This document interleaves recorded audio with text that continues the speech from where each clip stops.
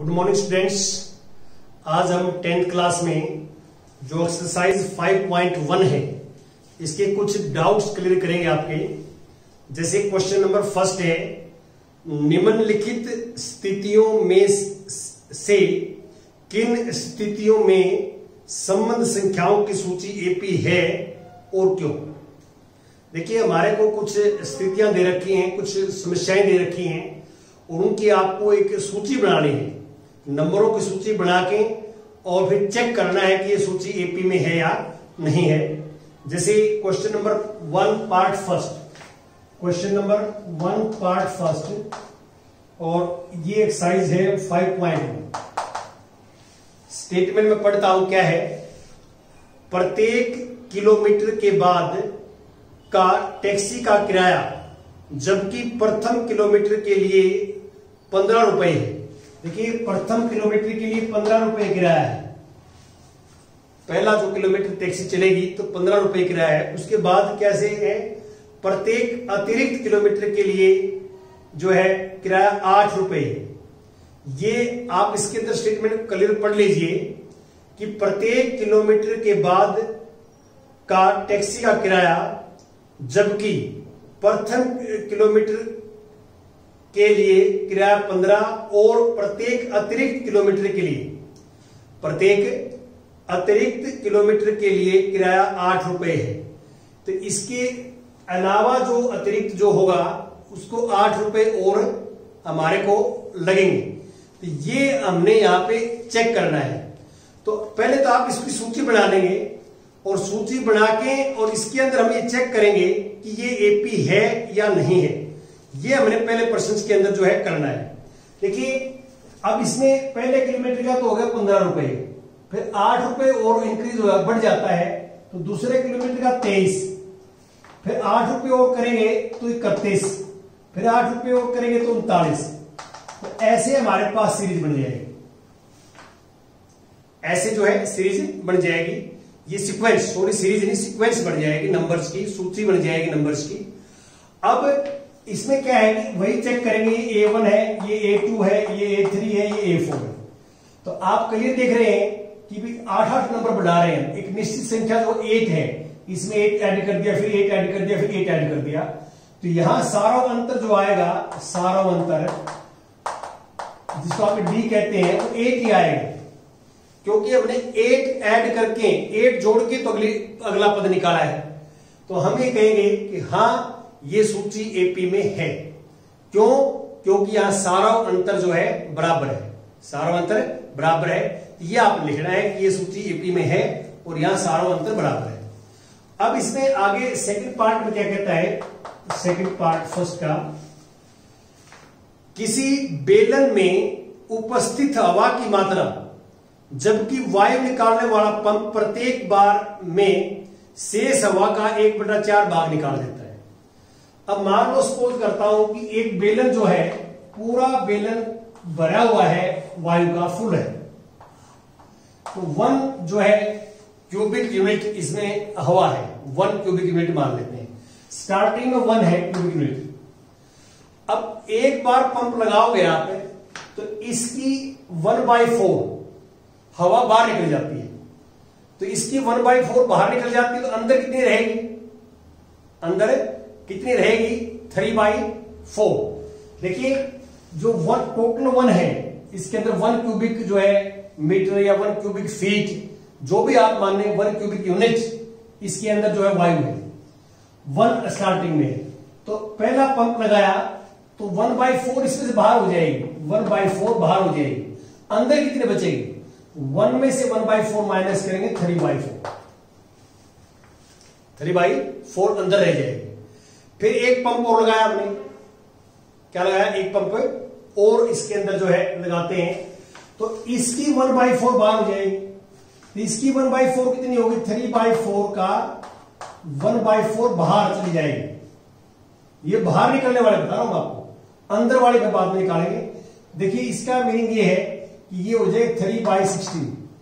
अब 4/3 में से 3/4 में से ये बाहर निकलने वाला माइनस करेंगे तो ये आ जाएगा हमारे पास 16 एलसीएम, तो 12 - 3।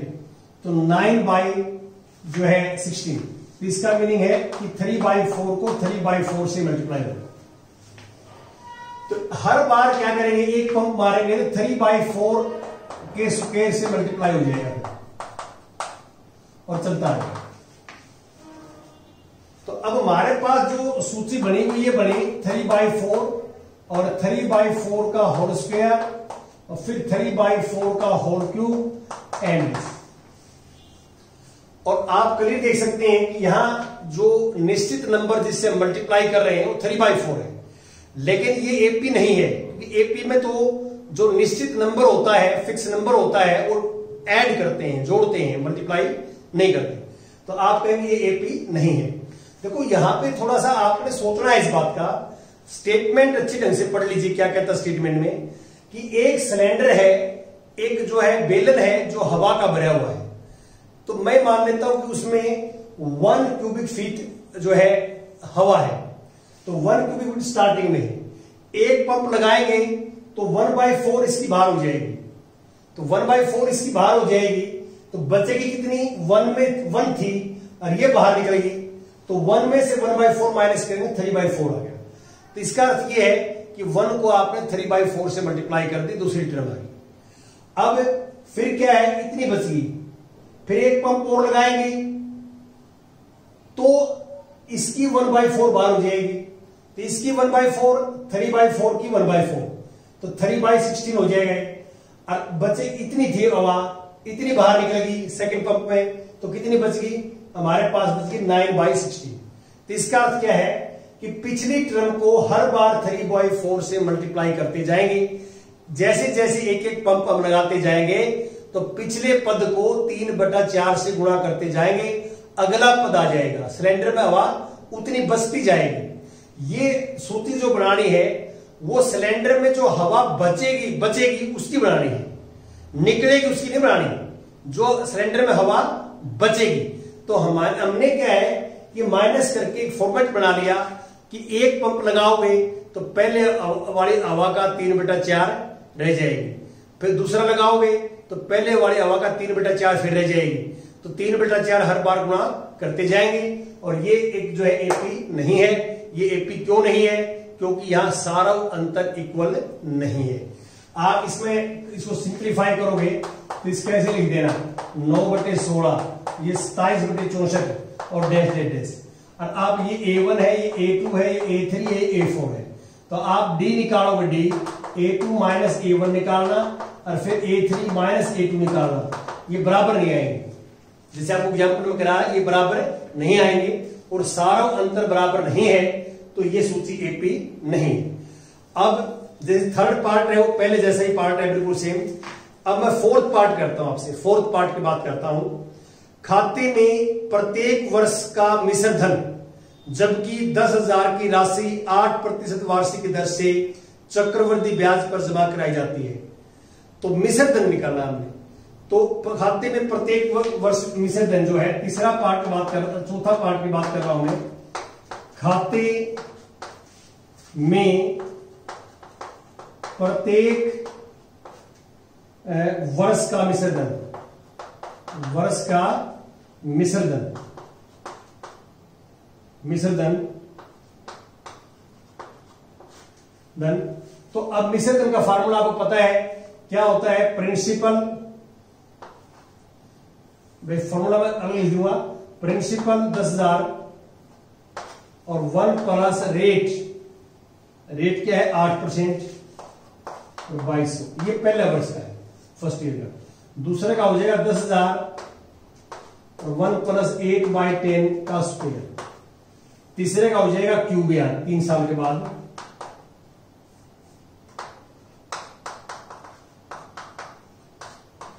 ऐसे तो ये फार्मूला जो है कहां से आया, ये फार्मूला ये आया कि जो आपने मिश्र धन का फार्मूला पढ़ा है, मिश्र धन का, जिसको आप अमाउंट बोलते हैं, मिश्र धन का principal into 1/r/100 raise to power time, ये फॉर्मूला होता है। अब हमारे पास यहां क्या है कि खाते में जो प्रत्येक वर्ष मिश्र धन होगा, तो 1 साल के बाद तो इतना हो जाएगा मिश्र धन, आज 10,000 रुपए बैंक में जमा कराते हैं चक्रवृद्धि ब्याज पे, तो 1 साल बाद इतना, ऊपर 1 साल पावर है, 2 साल बाद इतना हो जाएगा, 3 साल बाद इतना हो जाएगा। तो आप देख सकते हैं कि ये एपी नहीं है। क्यों? एपी के अंदर क्या है कि एक फिक्स नंबर, एक निश्चित संख्या ऐड होती है, जो उत्तरोत्तर पद निकालने के लिए पहले वाले पद में हम ऐड करते हैं, जोड़ते हैं। लेकिन यहां गुणा हो रही है, ये वाला नंबर गुणा हो रहा है। देखो ये जो नंबर है 108/100 बनेगा, ये 108/100 गुणा हो रहा है, इसमें एक बार गुणा करा ये हो जाएगा, इसको एक बार करो तो ये हो जाएगा। और गुणा एक निश्चित संख्या गुणा होती है तो वो एपी नहीं होती, तो ये एपी नहीं है, ये आपने करना है। अब मैं कुछ आगे चलता हूं, जैसे सेकंड का 4th पार्ट है, क्वेश्चन नंबर 2 पार्ट 4 एक्सरसाइज 5.1। दी हुई एपी के प्रथम 4 पद लिखिए। पहले 4 पद लिखने हैं, जबकि प्रथम और सार्वंतर दिया हुआ है, तो इसका मैंने चौथा पार्ट ले लिया। जैसे पहला पद है -1 और दूसरा पद है डी बराबर है 1/2। तो एपी ये होती है, एपी ए कोमा ए प्लस डी कोमा ए प्लस 2d कोमा ए प्लस 3d कोमा चलता है, ये एपी होती है। पहला पद ए है और दूसरा सार्वंतर डी है, तो एपी ये होती है। ये पहला पद है, दूसरा पद है, तीसरा है, चौथा है। तब आपने क्या करना है, ये वैल्यू इसके अंदर पुट करनी है।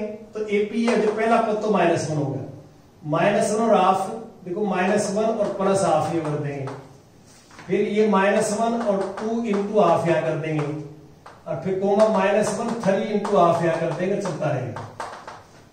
अब इसको सिंप्लीफाई करते हैं, -1 प्लस का हाफ तो माइनस का हाफ आएगा, ये 2 से 2 कट गया 0 आ जाएगा। ये 3/2 है, 3/2 में से 1 माइनस करेंगे तो 1/2 आ जाएगा। तो ये आपने मल्टीप्लाई वगैरह सिंप्लीफाई करना आता ही है, तो ये आपने ध्यान रखना कि जितने भी सेकंड में है कि एपी ये होती है, जो मैंने आपको लिखवाया व्यापक रूप में जो एपी है वो ये होती है। इसमें आपने ए और डी का मान रखना है, तो ए और डी का मान यहां रखोगे, पहला पद आ जाए, यहां रखो, दूसरा आ जाए, तीसरा आ जाए, जितने पद है आप बड़े आराम से निकाल सकते हैं, कोई दिक्कत नहीं। अब थर्ड की बात करता हूं मैं। थर्ड का जो है सेकंड का 5th पार्ट लिख देता हूं। सेकंड क्वेश्चन का 5th पार्ट देखिए। सेकंड में 5th में क्या है, ए है मेरे पास -1/25 और डी है -0.25। पॉइंट वाले में बच्चे ध्यान रखना है, जब हम पॉइंट 2 वाली स्टेटमेंट या नंबर जोड़ते घटाते हैं तो पॉइंट के नीचे पॉइंट लिखना है। जोड़ते घटाते समय पॉइंट के नीचे पॉइंट, तो हमने 4 पद लिखना है। तो एपी जो है, एपी हमारे पास ये होती है ए प्लस डी, ए प्लस 2d, ए प्लस 3d और चलता रहेगा। अब आपने ए और डी की वैल्यू पुट करनी है ऊपर, देखिए ये आ जाएगा ए की वैल्यू पहले दी है, पहला पद तो यह आ गया। ए और डी यहां पुट करेंगे -1.25 और डी की जगह माइनस तो -0.25, ऐसे आगे लिख देंगे और इनको फिर जोड़ेंगे। देखिए ये माइनस का, ये माइनस का, तो मैं आपको ये बताना चाह रहा था यहाँ पे, जैसे माइनस का 1.25 है और माइनस का 0.25 है, जोड़ोगे तो माइनस माइनस माइनस ही रहेगा, 0 4 5 और ये हो गया -1। तो अगली बार ये टर्म ऐसे लिखी जाएगी -2.5 और ये -1.50। अब यहां करोगे ये आ जाएगा -1.75, ऐसे यहां करोगे तो ये आ जाएगा -2, आप देख रहे हैं। तो इस तरह जो आप सिंप्लीफाई करके लिख सकते हैं, ए और डी का मान यहां लिख के। और जब भी आप दशमलव वाले नंबर जोड़ते और घटाते हैं, जोड़ते और घटाते हैं दशमलव वाले नंबर, तो दशमलव के नीचे दशमलव लिखना आपने ध्यान रखना है। दशमलव के जो लेफ्ट वाले नंबर है वो अपने आप में, और राइट वाले बाकी ऐसे ऐड करते हैं जैसे हम रूटीन में करते हैं। दशमलव के नीचे दशमलव आपने लिखना है। अब हमारे पास आता है क्वेश्चन नंबर 3 का 4th पार्ट। क्वेश्चन नंबर 3 का 4th पार्ट। क्वेश्चन नंबर 3 के 4th पार्ट में क्या है कि निम्नलिखित में से प्रत्येक एपी का प्रथम पद और सारांतर ज्ञात कीजिए। अब आपको एपी दे रखी है कि एपी है, ये गिवन एपी है 0.6, फिर 1.7 और 2.8 और 3.9, ये चलता रहेगा। ये एपी है। तो फर्स्ट टर्म तो ये है हमारे पास, पहला पद तो है ए को, जिसको 0.6 लिखते हैं। अब सारा अंतर लिखोगे आप डी, तो सेकंड में से फर्स्ट माइनस करेंगे, तो माइनस ऐसे करें, देखो 1.7 माइनस 0.6, तो यहां गलती होने के चांसेस है, तो आप इसको ऐसे लिख लीजिए 1.7 और 0.6 माइनस कर रहे हैं। अब 7 में से 1 माइनस 6 माइनस करें 1 आएगा, दशमलव के तो दशमलव आ जाएगा, ये 1.1 1.1 और नहीं निकालना कहीं से भी, क्योंकि ये एपी तो है, ये सूची एपी है और हमने ए और डी निकालना है, तो डी कहीं से निकाल लो, एक जगह से निकालना है। एपी है तो हर जगह से डी सेम आएगा। अब मैं क्वेश्चन नंबर 4 की बात करता हूं। 4 का 5th पार्ट देखिए आप, क्वेश्चन नंबर 4 पार्ट 5 क्या है। 4 में निम्नलिखित में से कौन कौन एपी है? यदि कोई एपी है तो इसका सारा अंतर ज्ञात कीजिए और इनके 3 और पद लिखिए। अगले 3 पद भी लिखने, सारा अंतर निकालना है। तो अब जैसे मैं एक पार्ट ले लिया 5th पार्ट। 5th पार्ट में ये है 3, जो सूची है 3 प्लस वर्गमूल 2, 3 प्लस 2 वर्गमूल 2 और 3 प्लस 3 वर्गमूल 2। अब बैठे चलता है। ये आपको एक सूची दे रखी है और हमसे ये चेक करना हमने कि ये सूची एपी में है या नहीं है। कल मैंने एग्जाम्पल भी किए थे इस तरह के। ये हमारे पास पहला पद है, ये दूसरा है, ये तीसरा है, ये चौथा है, नाम रख लिए। तो आप क्लियर देख सकते हैं कि इसके अंदर हम सारा अंतर निकालते हैं, डी निकालते हैं। डी 4 पद है, 1 2 3 4 और 4 पद है, तो डी 3 तरीके से निकालेंगे। 3 तरीके होंगे। एक तो A2 माइनस A1, A2 है दिस और माइनस A1 है 3 और ये कैंसिल होकर √2 आ जाएगा। अब डी आएंगे A3 minus A2, A3 minus A2, इसमें से माइनस करेंगे 3 2 वर्गमूल दिस और 3 वर्गमूल 2। ये ब्रैकेट खोलेंगे तो माइनस का साइन हट जाएगा। अब वर्ग 3 से 3 कट गया, 2 वर्गमूल 2 में 1 वर्गमूल 2 घटेगा तो वर्गमूल 2 आएगा। देखो वर्गमूल 2 में मैंने पहले भी सिखाया आपको कि यहां 2 है बाहर और यहां 1 है, दिखाई देता हमारे को। तो वर्गमूल में 2 वर्गमूल जुड़ सकता है और वर्गमूल 2 में वर्गमूल 2 ही घट सकता है। तो ये एक जैसे हैं, या आप लोग को करना है इसमें वर्गमूल 2 कॉमन ले लेना। देखो तरीका ये भी है समझने का कि इसमें कोई दिक्कत है घटाने में आपको। ये 2 टर्म है हमारे पास, वर्गमूल 2 कॉमन आ जाएगी तो 2 माइनस 1 बचेगा अंदर, 2 में से 1 जाएगा तो 1 की वर्गमूल 2 के साथ वर्गमूल 2। आप ऐसे कर सकते हैं। और अब A4 माइनस A3 निकालेंगे। A4 है 3 वर्गमूल 2 और ये माइनस, और A2 है 3 प्लस 2 वर्गमूल 2। अब जैसे ब्रैकेट बाहर माइनस है, ब्रैकेट को आप खोल दोगे तो माइनस का साइन हो जाएगा, 2 वर्गमूल 2 माइनस का साइन हो जाएगा। अब 3 से 3 कैंसिल, इन दोनों में वर्गमूल 2 कॉमन ले लिया, वर्गमूल 2 कॉमन, तो यहां 3 बचेगा, यहां 2 और 3 में से 2 गया 1, तो वर्गमूल 2 गुणा में 1 वर्गमूल 2 ही आएगा। तो आप क्लियर देख सकते हैं कि जो पहला डी आया वो वर्गमूल 2, दूसरा भी वर्गमूल 2, तीसरा वर्गमूल 2। तो इसका अर्थ क्या है कि दी हुई सूची एपी में है, दी हुई सूची एपी में है। फिर सारावंतर निकालिए, सारावंतर निकाल लिया, वर्गमूल 2 आया है, वर्गमूल 2 सारावंतर है। अगले 3 पद लिखिए। अब कहता है अगले 3 पद लिखिए, लिख दोगे आप। देखो इसको, देखो इससे ये आ गया, इससे ये आ गया, क्या अंतर है? ये नंबर बढ़ रहा है बस, यहां 2 था यहां 3 हो गया। अगली बार यहां क्या हो जाएगा 4, बाकी चेंज नहीं होगा। तो अगले 3 पद क्या आएंगे इसका? इससे अगला पद 3 जमा में 4 वर्गमूल 2, फिर उससे अगला 3 जमा में 5 वर्गमूल 2 और उससे अगला 3 जमा में 6 वर्गमूल 2। तो ये आप इसको देख के अगले 3 पद लिख देंगे, ऐसे हमने करना है। अब इसके बाद आता है जैसे 4th का 12th part, question number 4th का 12th पार्ट देखिए।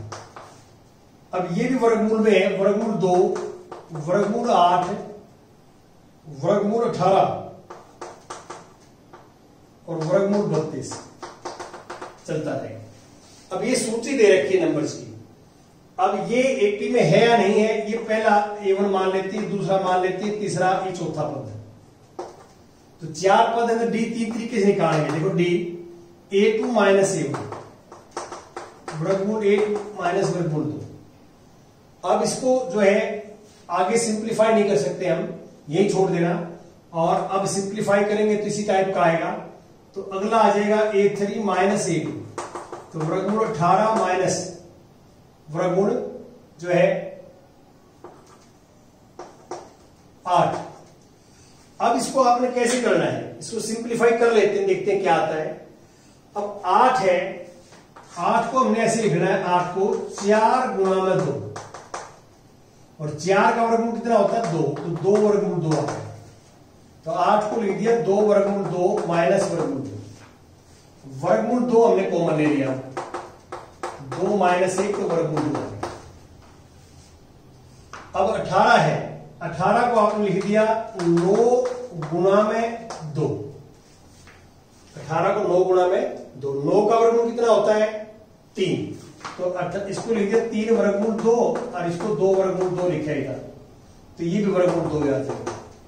ऐसे ही 32 में निकाल देना है।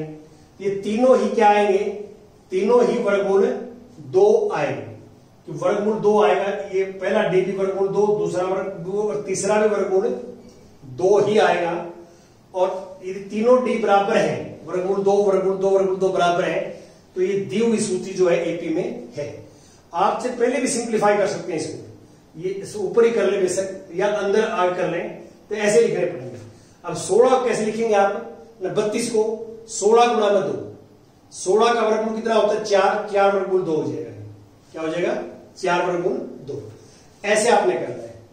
अब इसमें 13 पार्ट भी है, 13वां पार्ट, वो भी मैं चलो समझा देता हूं। वर्गमूल का है, किसी वर्गमूल में बच्चों ज्यादा दिक्कत आती है, तो वर्गमूल 3, वर्गमूल 6, वर्गमूल 9, वर्गमूल 12 और चलता रहेगा। अब जो है इनको हम कह सकते हैं, ये A1 है, ये A2 है, ये A3 है, ये A4। तो पहले हम D निकालें जो सारा अंतर, तो A2 माइनस A1 तो वर्गमूल 6 माइनस वर्गमूल 3, और A3 माइनस A2 तो वर्गमूल 9 माइनस वर्गमूल 6। ये बराबर नहीं आएंगे, क्यों, 9 का वर्गमूल क्या हो जाता है 3, 3 में वर्गमूल 6, ये बराबर नहीं आएंगे। तो आप कहना कि ये इसके बराबर नहीं है, तो सारा अंतर बराबर नहीं है, तो ये सूची एपी में नहीं है। और जो सूची एपी में ना हो, जो सूची एपी में ना हो, तो फिर हमने कुछ नहीं करना, सिर्फ आपने उसमें ये लिखना है कि दी हुई सूची एपी में नहीं है। क्यों नहीं है, क्योंकि सारा अंतर बराबर नहीं है। सारा अंतर बराबर नहीं है तो ये सूची एपी में नहीं। और ये मैंने बताया कि सूची एपी में है, तो अगले पद आपने कैसे लिखने हैं, ये देखो। अब इसके अंदर क्या है कि भी अगला क्या आएगा, ये आपने देखना है। तो इसको मैं थोड़ा सा, इस सूची को मैं और सिंप्लीफाई करके लिखता हूं दोबारा। जैसे वर्गमूल 2 है, इस सूची को 8 को लिखेंगे ऐसे 2, 4 गुणा में 2, 4 का 2 तो 2 वर्गमूल 2 हो गया। अब आगे 18 3 वर्गमूल 2 हो गया, मैंने करके दिखाया है। 18 को ऐसे लिखेंगे 9 गुणा में 2, 9 का वर्गमूल 3 होता है। 32 4 वर्गमूल 2 हो गया। इसको पहले ऐसे ही लेना आप, और फिर आप क्या है कि क्या फर्क पड़ रहा है, यहां पर अगला के नंबर क्या है, 5 वर्गमूल 2, 6 वर्गमूल 2, 7 वर्गमूल 2 चलता है। तो कितने नंबर लिखने वो लिख सकते हैं आप। तो अगले 3 पद ये होंगे इसके, ये एपी में है, और अगले 3 पद ये होंगे जो आप देख रहे हैं। तो ऐसे आपने करना है। तो ये आप एक्सरसाइज कर लेंगे ध्यान से समझ के। Thank you very much.